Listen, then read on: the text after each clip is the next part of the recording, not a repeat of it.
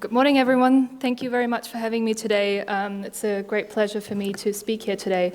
This topic is inspired by my archive travels that I've undertaken for my PhD project, which concentrates on the Warsaw Ghetto. So this is just a form of maybe coming up with an idea how to commemorate the Warsaw Ghetto, not only in museums and memorials, but also in the public space.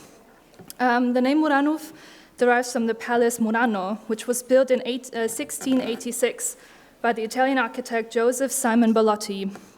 This Venetian history of this district is especially interesting since the term ghetto was first used in Venice in 1516 to describe its enclosed Jewish district. Historian Raphael Arnold argues that the term ghetto is also of Venetian origin, since the verb gettare describes a metal foundry, which was situated on the very island, which was later destined to be the Jewish quarter. In Hebrew documents, however, the term ghetto rarely appears, rather the word chatzer, which translates to a yard, courtyard, or enclosed quad. Furthermore, there seems to be a more hidden meaning within the name Muranów, since the same mur from Polish wall is part of the name as well. So with this talk, I want to take you through the district of Muranów as it is today, and apart from the memorial route of Jewish martyrdom and struggle in Warsaw, which has 17 different places in the city that commemorate the Holocaust, and so it connects to the talk we just heard today to Kraków. Just to give you an idea, how does this work? This way. So these are the boundaries of Warsaw today, and Muranów is a little encircled area you can see here. So this is the area I'm going to cover today as part of my talk. In the 1930s, Poland was one of the centers of European Jewry, home to nearly 3.5 million Jews, and made up its biggest minority in the pre-war period. The variety of Jewish life in Warsaw becomes apparent when looking at its network of more than 250 Jewish societies, organizations, and institutions in all fields of society, education, and arts. The first people settled in the area of Muranów in the 17th century were mainly administrative buildings such as the city's town hall, courts, and other juridical buildings were built due to its geographical proximity to the Wisła and the city center. The area was inhabited by many Germans in its early stages, which has been regarded as the beginning of Muranów's multicultural history and heritage. Towards the middle of the 19th century, Jews from mainly Lithuania and Belarus began to settle there, which brought with it remaining of streets into Jewish, Hebrew, and Russian.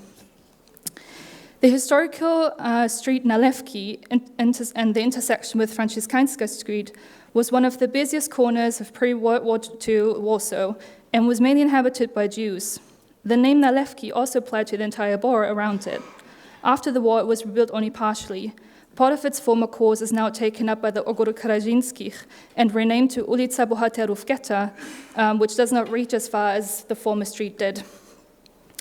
Ulica Gęsza already existed in the Middle Ages as part of the new town. The first buildings were constructed in the late 18th century, mainly artillery barracks or wooden stables, as well as a few manor houses. From 1940 to 1942, the building number 24 housed the so-called Central Detention Facility Gężówka, which was later incorporated into the Warsaw concentration camps. Most of the apartment buildings from the pre-war period were especially destroyed during the Warsaw Ghetto uprising. A few traces of it survived, but disappeared with the construction of the Poli Museum of the History of the Polish Jews. Other major places of Jewish life in pre-war Warsaw were the Great Synagogue, which marked the eastern border of the ghetto and was blown up by the Nazi occupiers to mark the end of the Warsaw Ghetto uprising in May 1943. And the Szpital Żydowski, the Jewish hospital, which was built in 1827 on the intersection of Ulica Inflacka and Pokorna, but was also destroyed as part of the Warsaw uprising a year later. After the invasion of the Second Polish Republic through Nazi Germany, Poland's Jewry would never be the same. Warsaw capitulated on September 28, 1939, and was appointed the district capital of the so-called general government for the occupied Polish territories, with now more than 12 million inhabitants on October 16 the same year. Shortly afterwards, Hans Frank changed his headquarters to Kraków. With the establishment of the general government, discussions about a separate Jewish quarter quickly emerged. However, the Nazi officials stationed in Warsaw were unable to agree on a specific area of the city where more than 300,000 Jews could be relocated, or if they would even stay in the same city yet country. The initial plans for the so-called Madagascar Plan were quickly abandoned. After a year of internal discussions, debates, and negotiations about a possible Jewish quarter, the decision fell in the northwest, an area that has already been highly populated by Jews. The ghetto was hermetically closed off on October 16, 1940, through a 2.5-meter high wall, guarded by German, Polish, and Jewish police officials. From this point forward, more than a third of Warsaw's population lived on merely 3.5% of the city's area, as it was referred to by the occupiers, the Seuchensperrgebiet, the epidemic closed area. Interestingly, the occupiers never called the area ghetto, but called it Jewish residential district. 2.5 years later, the occupiers attempted to violently enter the ghetto area in order to carry out deportations to surrounding extermination camps on the eve of Passover 1943. The Jewish population fought back, and the Warsaw Ghetto uprising broke out, the largest Jewish resistance in World War II. Not even a month later, however, after the leaders of the Jewish Combat Organization were murdered, the resistance surrendered, and the remains of the ghetto were almost entirely leveled, which left the city in this state.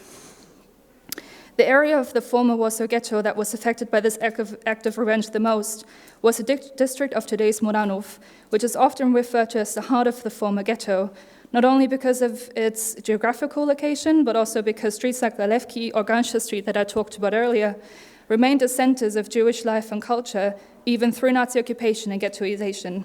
This character continues until today, as Muranów carries the memory of not only the former Warsaw Ghetto, the largest ghetto of its kind, but also of Jewish life and culture in Warsaw. The architecture of today's Muranów is especially characterized by concrete apartment blocks built in the 1960s. One thing that really stands out, however, when it comes to rebuilding of this area is that the remains you saw in the earlier slide were used to build these new houses, so that the old was inevitably stored and kept within the new. Even though a few streets in that character was discontinued when rebuilding the former level ghetto area, such as Ulica Nalewki, which is now called the Street of the Heroes of the Ghetto. But some remained their name and were rebuilt and reconstructed. The district as it stands today was named as such only in 2011 and got its new borders then too. In the pre-war times, it was divided into Muranów South and North, but is now regarded as just one. In this part of my talk, I want to call your attention to 3 places that commemorate Jewish life, culture, religion, and individuals. The Poli Museum for the History of the Polish Jews was just opened in 2013, and you can see it here. It can therefore be regarded as the most recent addition to Jewish remembrance in Warsaw, as it was constructed on the Willy Brandt Square. You can see towards the left. The word Polin derives from Hebrew, and is in the museum's English name, it means either Poland or rest here, and relates to a legend about the arrival of the first Jews to Poland. This part in the main exhibition is a replica of the roof of the Głodziec wooden synagogue, and was reconstructed by a group of artists and historians, and is covered with paintings of several dozen mythical animals and more than 1,000 flowers. Underneath stands a wooden beamer, which is an elevated and central area of a platform of a synagogue from where the Torah is read. The Ghetto Heroes Monument was built where the Jewish Council had its last office, as well as where the first armed battles between the Jewish resistance and the German troops took place. It was built from materials transported to Warsaw by Albert Speer for one of his architect projects. The first plans to construct it were already made in 1944 by the Central Committee of Polish Jews in Lublin, but wasn't unveiled until April 1948, and was designed to evoke the former ghetto wall, and was also to remind the visitor of the Western Wall, the holiest site of Judaism. The sign underneath the memorial, you can see in the middle, underneath the figures, is engraved in 3 languages, Polish, Hebrew, and Yiddish, and reads, "The Jewish nation to its fighters and martyrs." Again, an emphasis lies on the Jewish nation and their material fight. This is an up-close picture, and you can see Mordechai Anlewicz, who is the standing figure, and I will come back to him at a later stage. And this plaque is situated close to the monument on the right side and was the first part of the monument that was finished already in April 46. And the text, again, in the 3 languages I mentioned earlier, reads, "For those who fell in an unprecedented and heroic struggle for the dignity and freedom of the Jewish people, for a free Poland and for the liberation of mankind." And it's very obvious that 3 different words are used for the term freedom, and that signify the aim of the suffering of the Jewish people. And it's not only about their freedom, but also about the freedom of the country and of all mankind, which underlines the significance of their suffering even more. Another part of commemoration and remembrance of Jewish life and individuals in Warsaw was renaming of a couple of streets in Muranów in the honor of, in this case, Jewish resistance fighters such as Mark Edelman. I don't think I have to introduce him, but this street was renamed after him in 2017, and he was one of the very few resistance fighters who survived the ghetto uprising. And ulica Aniczeva was formerly ulica Gęsza, amongst others, and was extended as a part of this process and was renamed after him in December 1955. And this is especially interesting since on this street stands the Poli Museum, but also the Jewish Cemetery, and part of the so-called memorial route of Jewish martyrdom and struggle in Warsaw, which I mentioned earlier. And this is another plug that was put there on the street, and you can see all over in different places throughout, especially Muranów.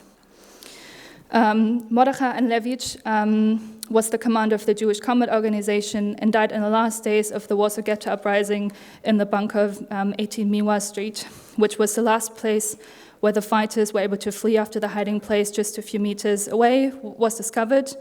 It was found on May 8th, 1943 by the Nazis, when around 300 people were hiding inside. Most of them surrendered, but Anlewicz commanded his group to stay. Tear gas were thrown into the bunker to force them to leave and surrender, after which most of them poisoned themselves. As a place of commemoration, the so-called Anlewicz Mound, which you can see here, was erected in 1946, made of the remains of the house on Miła Street. The current 80 Miła Street is an apartment complex around 700 meters away from where this picture was taken.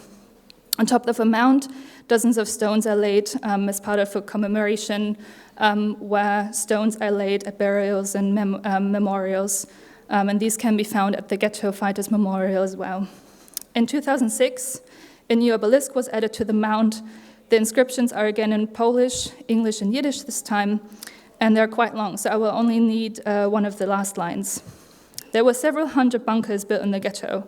Found and destroyed by the Nazis, they became graves. They could not save those who sought refuge inside them, yet they remain everlasting symbols of the Warsaw's Jews' will to live. Here they rest, buried as they fell, to remind us that the whole earth is their grave. And you can also see on the bottom the 51 individuals that were identified by historians who died in the bunker. Before the war, the building of the Jewish Historical Institute on Platz Bankowy was the headquarters of the main Judaic library and of the Institute for Judaic Studies, which opened in 1928 and became the first Jewish research and educational center in Europe. During the war, its nearly 30,000 volumes were removed by the occupiers. And with the creation of the ghetto, the library building lay within its borders too, and was used as a headquarters by the Jewish social self-help. Most importantly, though, this was the place where the Onyx Shabbat group held its meetings under the direction of Emanuel Ringelblum and gathered all sorts of documents on life and extermination of Jews in Poland during the war.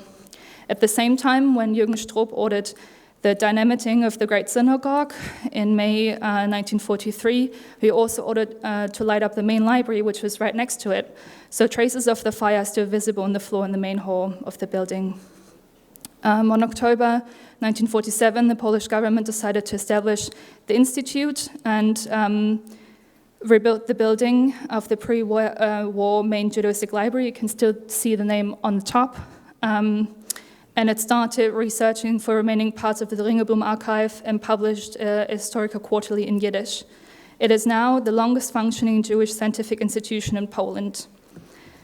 The Nożyk Synagogue is the only surviving pre-war Jewish house of prayer in the city. Before the war, the Jewish community of Warsaw had over 400 houses of prayer at its disposal. This synagogue was constructed in the early 19th century by the renowned Warsaw merchant Zalman Nozick because Warsaw's Orthodox Jews were in need of a temple.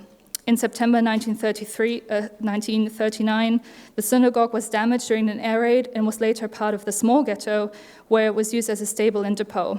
After the war, the synagogue was rebuilt and is now again a place of worship. There are not many parts of the former ghetto wall that are still intact today. This is one of the biggest parts that I have seen. It's on Siena Street towards the west of today's Warsaw, and it's each part of the wall has this kind of commemoration board, the plug, with the outlines of the former ghetto, as well as the text of the specific place where this plug is constructed. And this is a close-up of one of the other plugs in the city, and also the pavement signs that marked the maximum perimeter of the former ghetto, and these were erected between 2008 and 2010 in 22 different places along the former ghetto border. So they're very visible, and they mark significant places of Jewish life. And this is an initiative of the Jewish Historical Institute and the City Monument Protection Office in order to use public space to commemorate the loss of its Jewish population.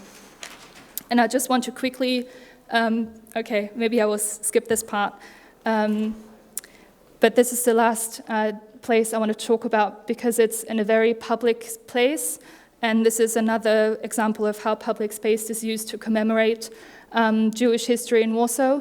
So as you could see before, this place is now a lot smaller, and the places around it are now used as apartment complexes.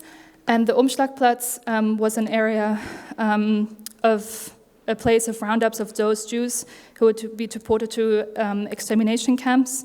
And now it serves as a memorial and is situated in front of a very busy street, Stawki, where a lot of buses and trams go. So it's a very much used space by pedestrians as well. So it's very accessible and visible, and also carries an English inscription and has a lot of first Jewish names. And one of the first things that I did when I saw this was look for my own name. And so it's very interesting how this kind of calls the attention to you and think about whether you know people with this name. So what I wanted to sum up with this talk is how the city of Warsaw uses its space, especially Muranów, how I argue, to make it accessible for different people with different backgrounds, different languages, to memorize and commemorate its Jewish history. Thank you very much.